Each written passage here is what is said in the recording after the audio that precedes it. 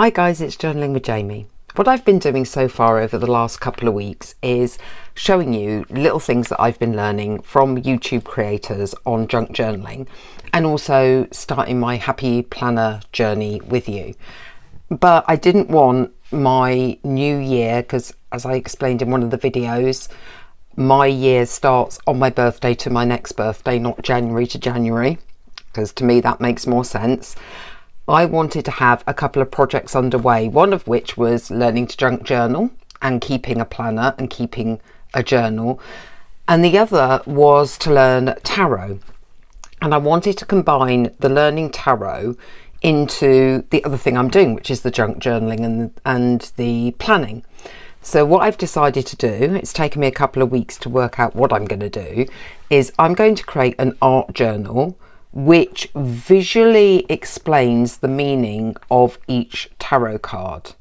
Now, because I cannot draw and have always been very envious of people who can draw, I do want my art journal to be as beautiful as I can make it. I will have to do it in a sort of mixed media collage, throw everything at the paper and see what happens type of way. For this book, I haven't chosen a particularly special book for this art journal. I have literally got just a standard exercise book which came in a pack of 6 or 7, something like that, and if I fill this one up, I will then be attaching another one, another one, another one, and eventually just binding them together. For those that don't know about the tarot, I'm just going to very briefly explain about the Fool card, the 0, the beginning of the tarot, or the end of a cycle and the beginning of a new cycle. That's kind of what it represents. The Fool is this open person, full of curiosity, following a journey, taking nothing from the past with them. They've got everything that they need, which is faith in themselves, to take a step forward, change direction, maybe even start a spiritual journey.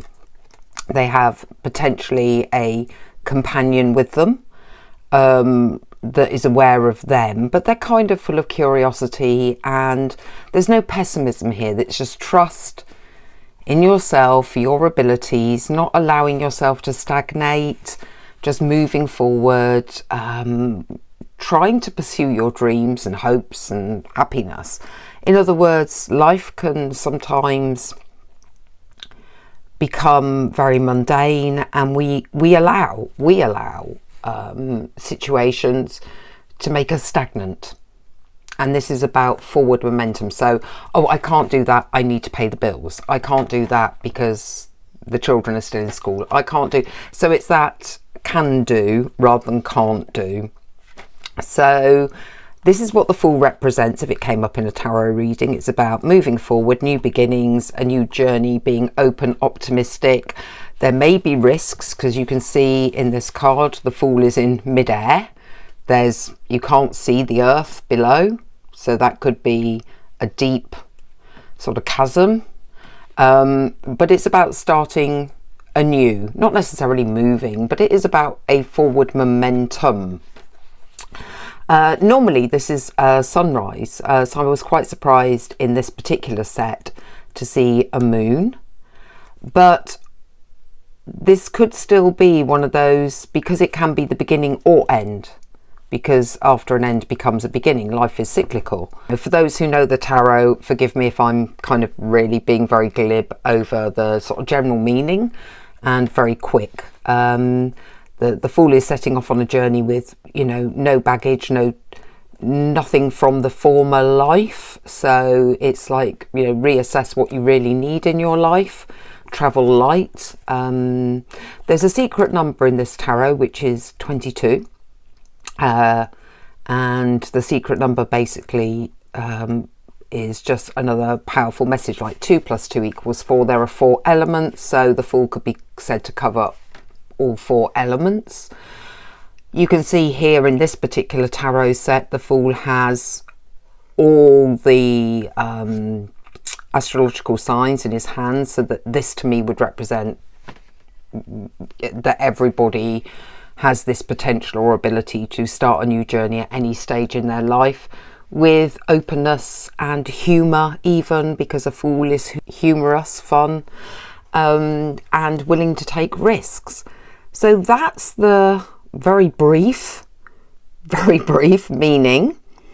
And somehow we're going to try and represent this innocence, moving forward, development, lack of cynicism, living in the present because we don't know the future, the chasm here, and we're not travelling with a big heavy chip on our shoulder or a big rucksack from the past. So there's all sorts of messages there to represent. So I was going to quickly make a note of some of the things that I want to visually try and represent. So it's like a new beginning,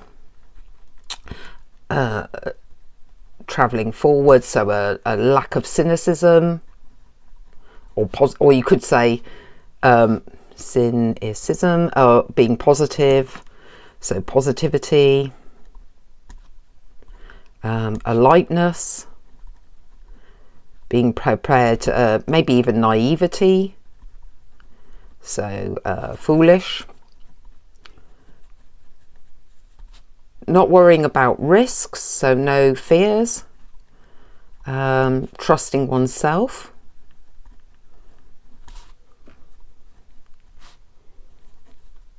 that life is cyclical, openness. So I think openness is a good prompt. Yes, of course, got the 22 is the secret number, which is 4 elements. And of course, you've got all the signs of the zodiac in this. I forgot to put that. And 0 is an infinite number.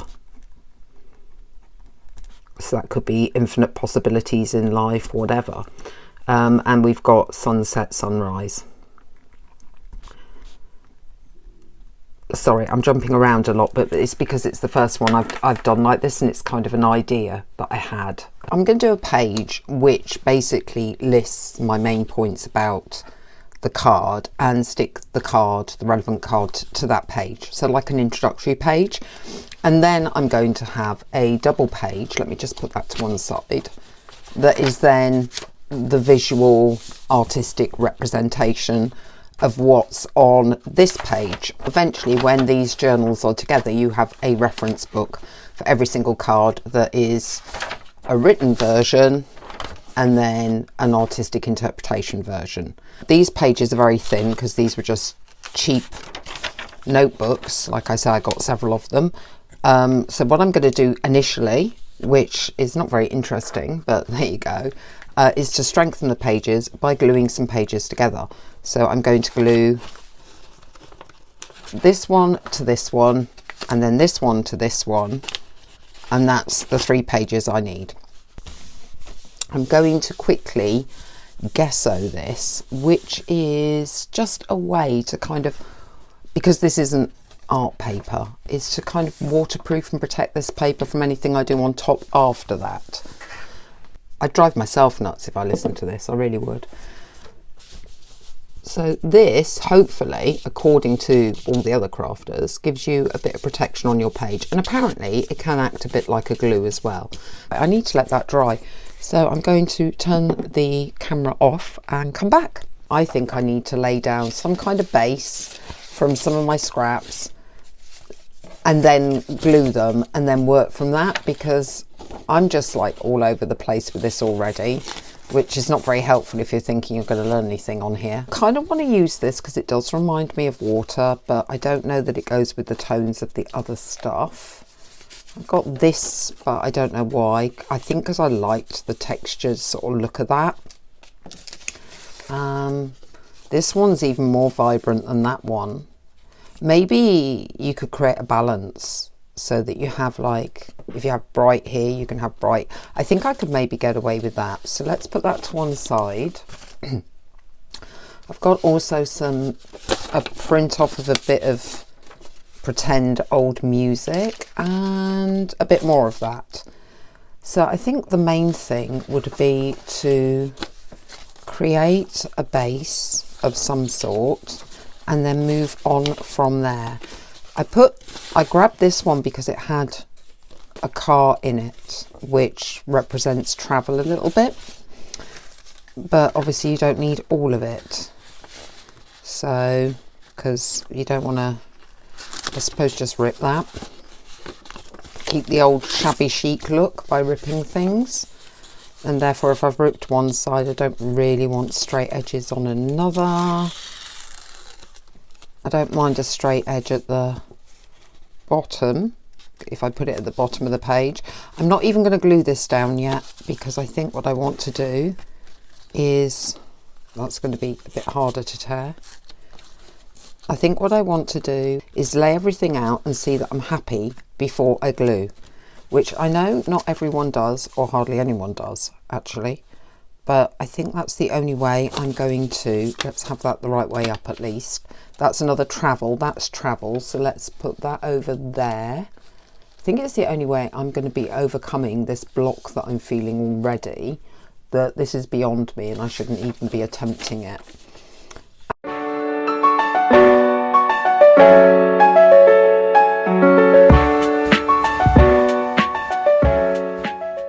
So you got that squidgy, bright, shiny paper there, and then maybe a bit of it there. Doesn't quite fit that, does it? How annoying. Maybe a bit down here then. And I've got another bit of this paper here, not as dark. I don't think that matters as much, whether it's as dark. Sort of there. And then I've just got a few little gaps.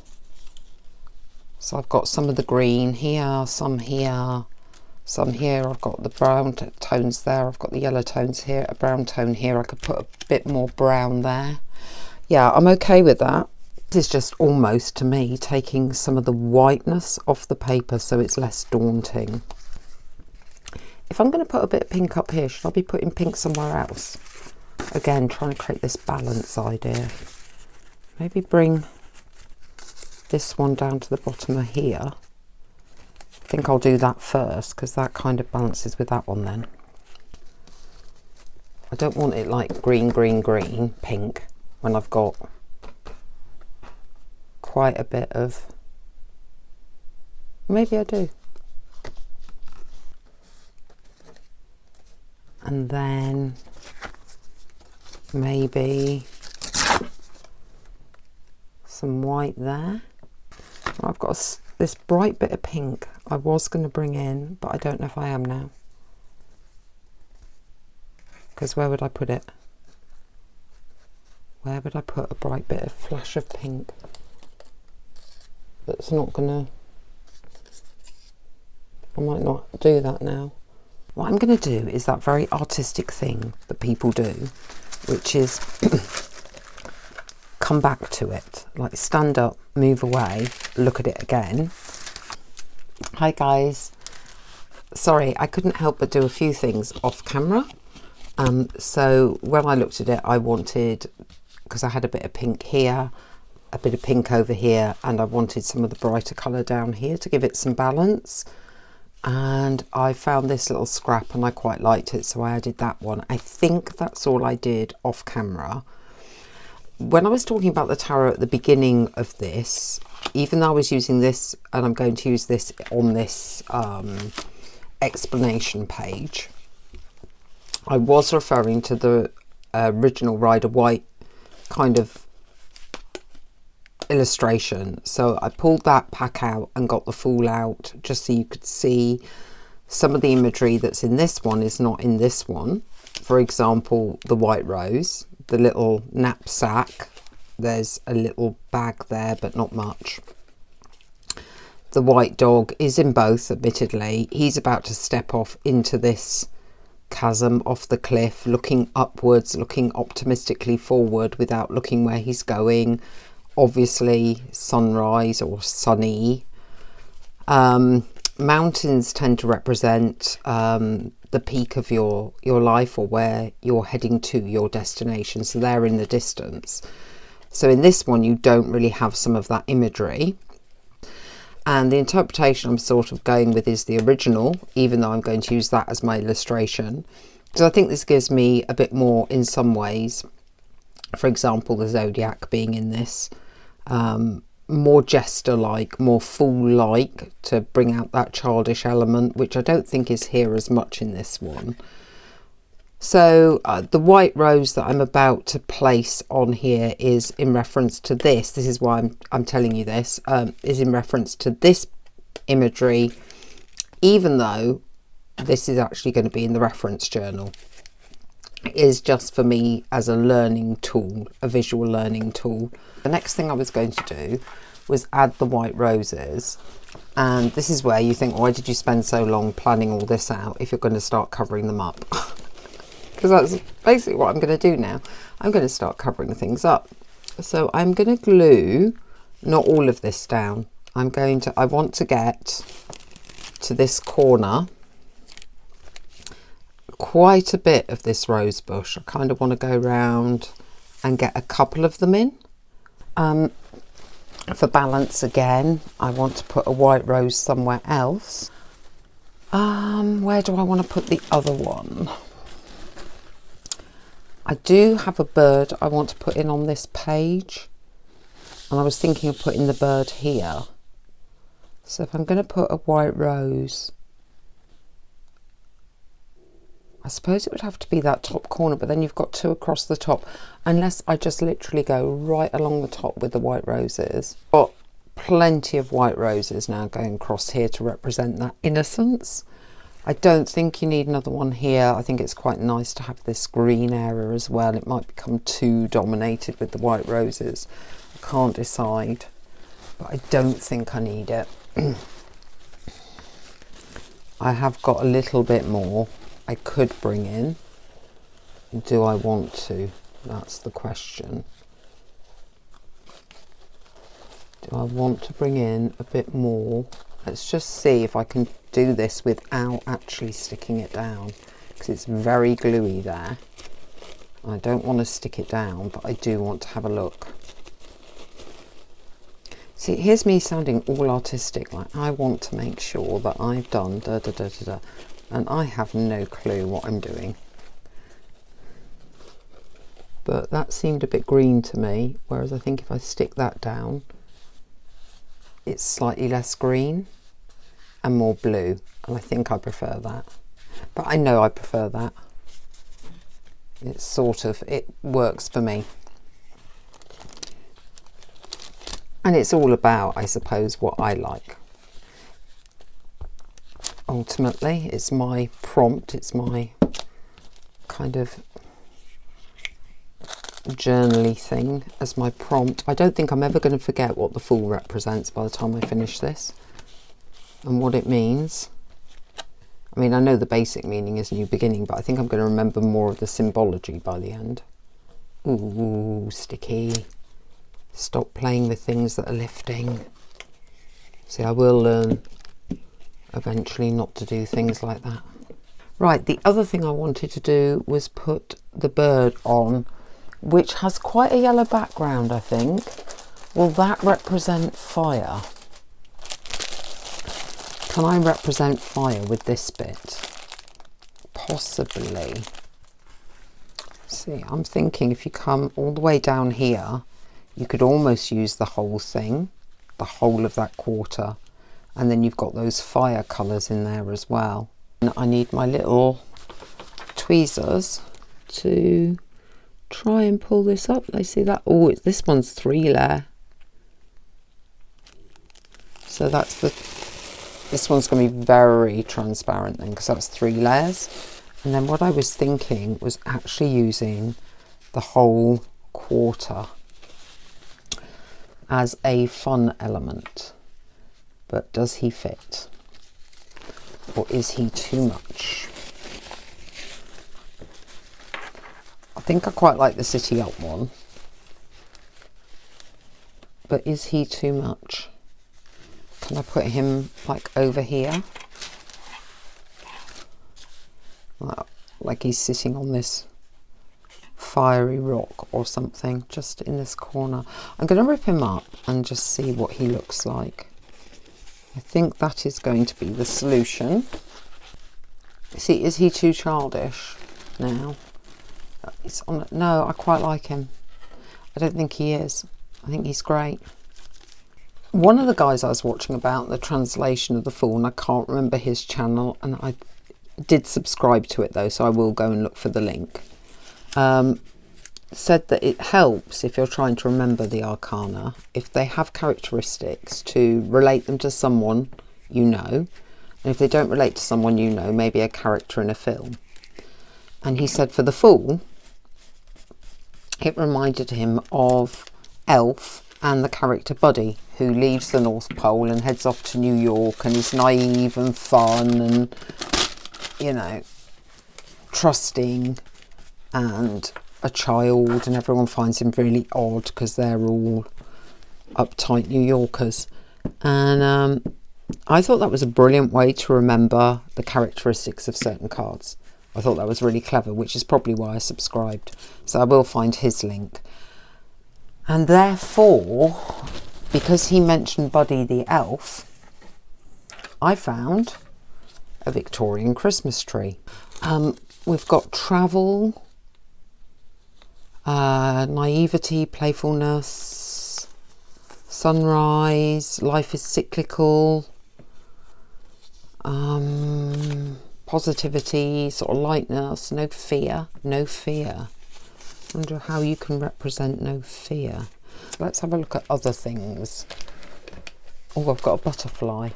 Oh, I wonder if, because that's fire colours, you could just put the, because that would represent freedom, wouldn't it? So I've got stamps. Oh, got more butterflies. Similar one. And against a bluish sky, maybe. That one's got clouds. Similar colours. Got some, you've got a beigey one here. What else is up there? But I don't want a blue butterfly. I want to get some more of these fiery colours in. I'm not going to use all of these. It's more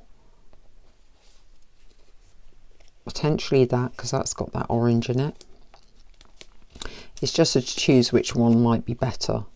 Got a bit of more writing, but on against a different background, because this bird just feels too much at the moment for me. So I'm thinking put something that sort of breaks up this sort of chunkiness of this bird.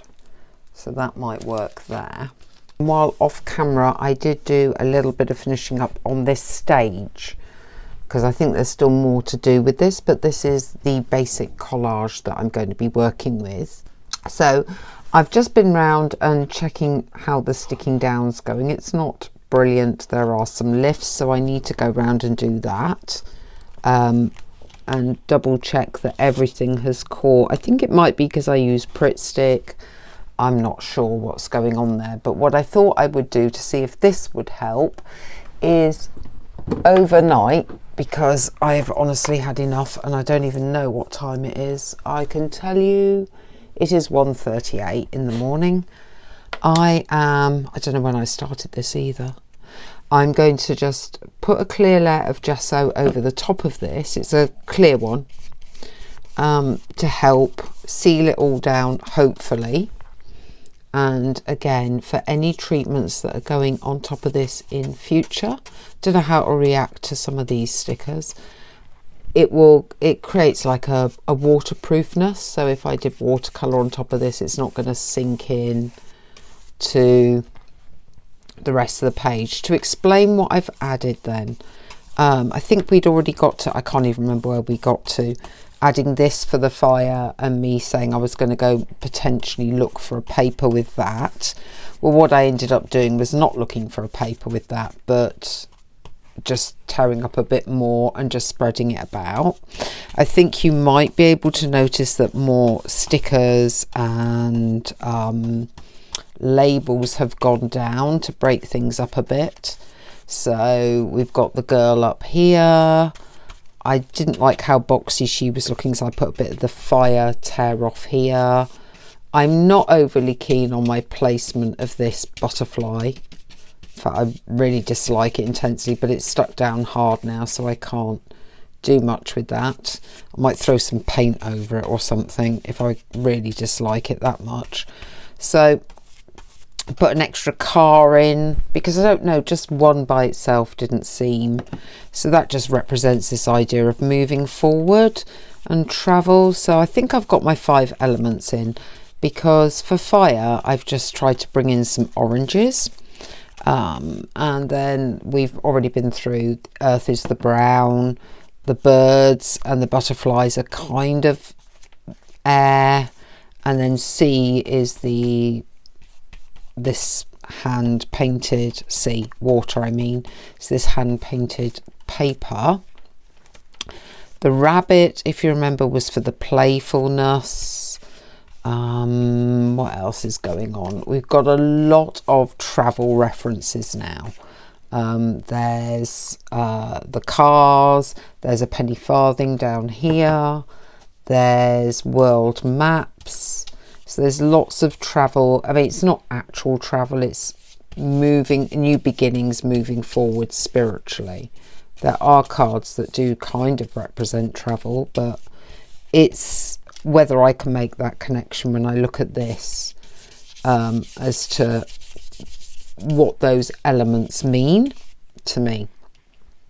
Some things are just here for decorative purposes. Not everything has a deep meaning. Some of these stamps, the white rose was for innocence, wasn't it, and childlike nature. Some of these stamps and labels and things are not time. The clock was for the fact that life is cyclical, so there's endings and beginnings all the time. And the Christmas tree because of Elf and Buddy as a characteristic of the Fool. So yeah, some of these things though, as I was just saying and then rudely interrupted myself, are purely for collaging, decoration, balance purposes, not necessarily to do with the major arcana, the Fool. But I must admit, I probably now remember more about the Fool arcana than I ever have before. So maybe it, as a concept, it will work as well as be quite pretty. So tomorrow, or the next episode, I am going to do some more to this. So probably add some texture, some paint techniques, maybe a bit of gilding. I don't know yet what I'm going to do, but this is basically the base.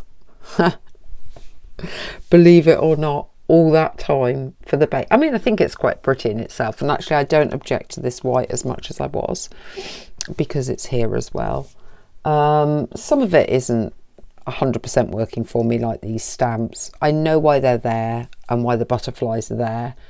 It's just that